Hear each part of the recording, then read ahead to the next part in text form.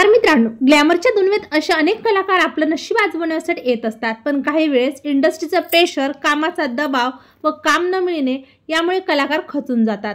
आज आपण अशाच एका अभिनेत्रीबद्दल जाणून घेणार आहोत, जिने वयाच्या अवघ्या 15व्या वर्षी स्वतःचं जीवन संपवलं।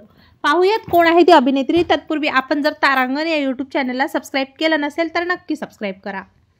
प्रसिद्ध अभिनेत्री मयुरी यांच्याबद्दल बोलत आहोत। मयुरी यांचा जन्म 1983 साली झाला। मयुरीने 1998 साली अभिनय विश्वात पदार्पण केलं होतं। त्यांनी कुंभकोणम गोपालू या सिनेमातून अभिनय क्षेत्रात पहिलं पाऊल टाकलं। या सिनेमात तिने एका नर्सची भूमिका साकारलेली।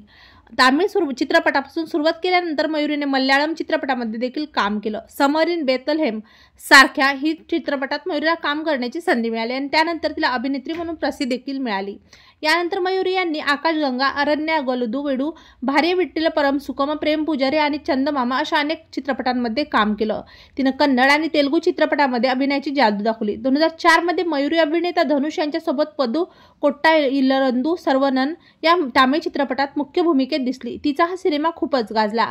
सर्वभूमा या कन्नड सिनेमात मयुरीने बसंतीची संस्मरणीय भूमिका साकारली होती। मात्र अवघ्या वयाच्या 22व्या वर्षी 16 जून 2005 रोजी अचानक अभिनेत्री मयुरी यांनी आत्महत्या केली। मयुरीच्या अचानक आत्महत्येने सर्वांना धक्का बसलेला होता।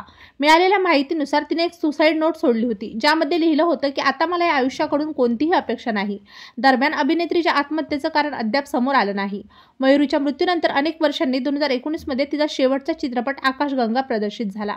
यामध्ये तिच्या जुन्या फुटेजचा वापर करण्यात आला होता। हा चित्रपट मयुरीच्या चाहत्यांसाठी भावनिक प्रवास बनला। आज चाहते मयुरीचे सिनेमे आवर्जून बघत असतात। तेव्हा मित्रांनो, आपल्या तारांगण या YouTube चॅनल तर्फे अभिनेत्री मयुरी यांना भावपूर्ण श्रद्धांजली।